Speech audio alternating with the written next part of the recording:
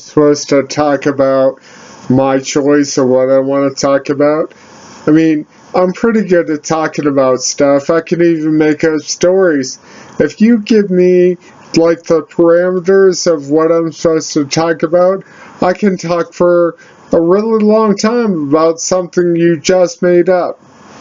You like have a question, what about Mario? I can talk about that for like 15 minutes, no problem.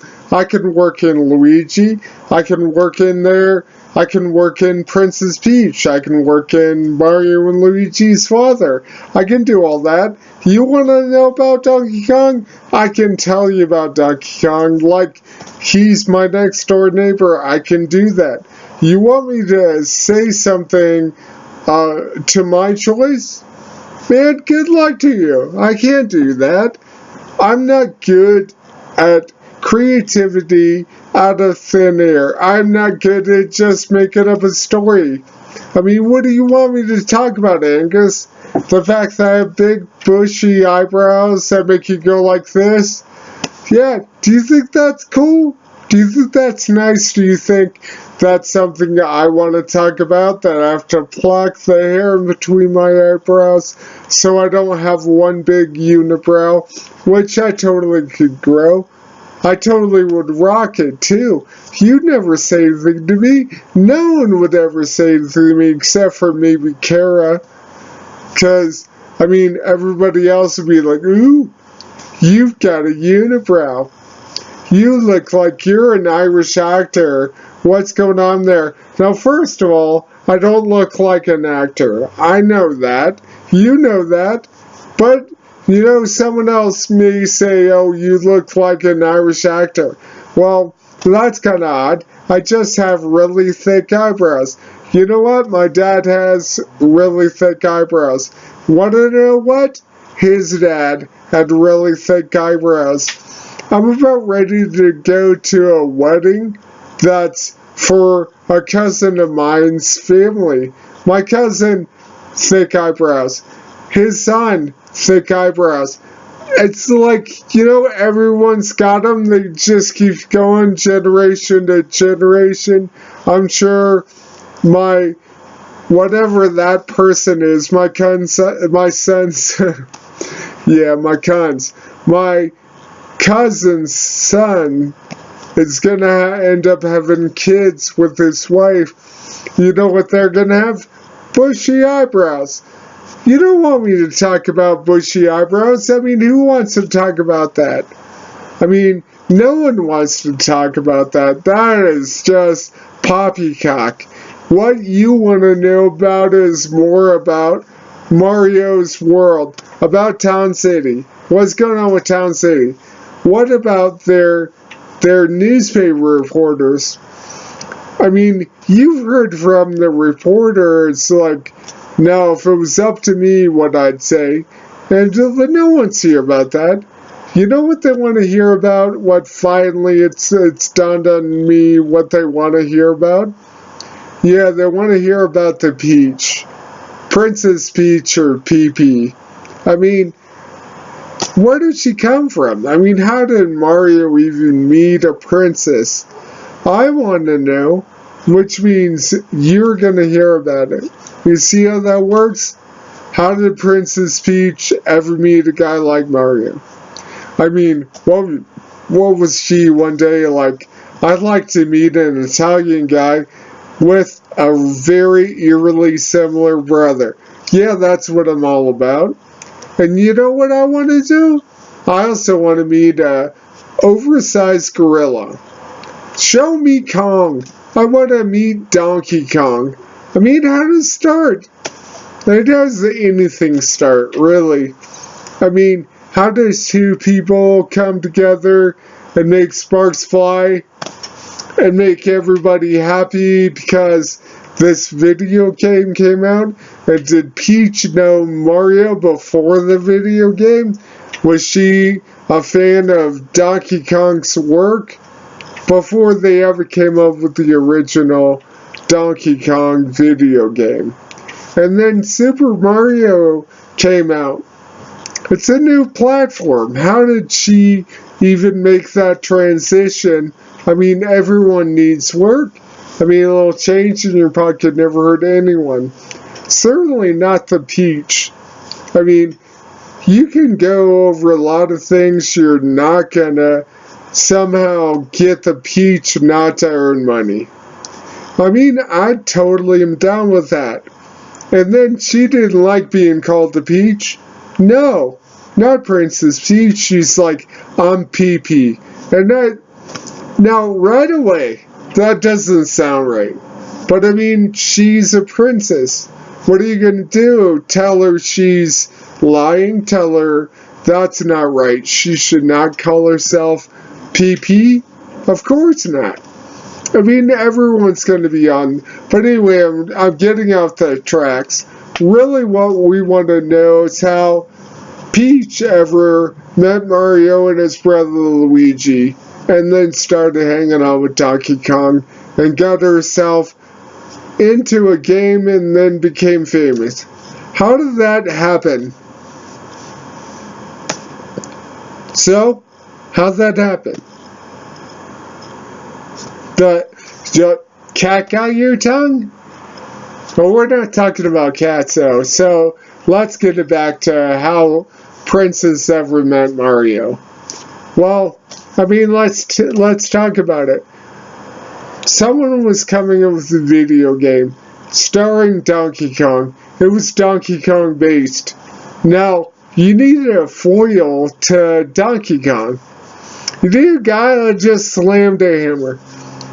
I mean, that's something that could be programmed at the time Donkey Kong came out. It was like a big video game, like you walk up to and put a quarter in. Now if I told you some cost a quarter these days, you'd be like, yeah, right.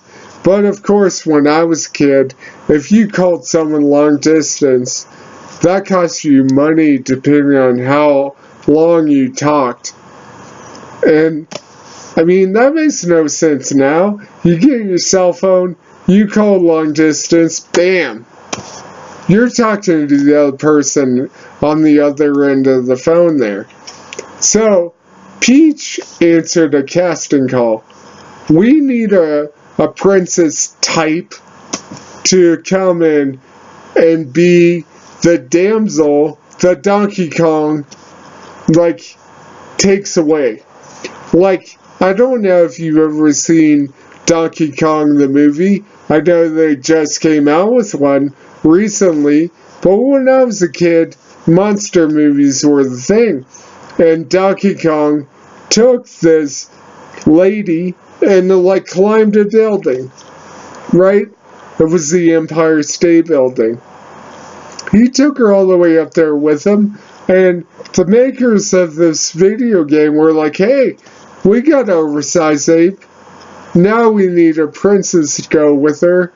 And so Princess Peach was cast in that role. Well, then how did Mario come about? Well, Mario was looking for some work. He was out of work and he needed work.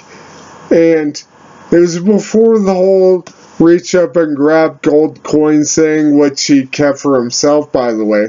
I bet you didn't know that. Yeah, it was before that. They just gave me a hammer, and all he could do was beat the hammer and jump over barrels and go after Donkey Kong. Now, how on earth is, like, a short plumber who's Italian gonna compete with an oversized Donkey Kong? I'm not sure that can happen. But, you know, Mario's like, well, you know that PP is, she looks okay to me. She's easy on the eyes, if you know what I'm saying. So, he's like, well, I think I'm going after this part. First, I need some cashola for my rock and roll, if you know what I mean. But, besides that woman, she's got it. Something's going on there. I'd like to find out more. And, you know, in this video game, I'll be trying to get her, take her back, get her out of harm's way, over and over and over. Now, let's talk about Mario. We're talking about big, supersized video game Mario. He's like, well, I won't be every time. I mean, how you gonna make money if I get old Peach, or the Peach as I call her if I was Mario? How am I gonna get her every time? I'm not. I mean, there's gonna be time where no one is playing the video game. So there's gonna be some downtime. So all they'll really have to do is start talking to Peach during that downtime. Now, I think I'm a better companion than Donkey Kong is. I mean, look at that guy. So Mario's like, all I have to do is earn the respect of the video game creators, then get into the video game, then gussy up to old the Peach, and now I'm cash money, right? No change allowed. I'm certainly not giving you a quarter. I know you want to play a video game, but what happens when the producer of the video game is looking for more money? So he sells the rights to Donkey Kong to Activision, right? And they create a smaller game, and it's not as good. The graphics actually kind of low.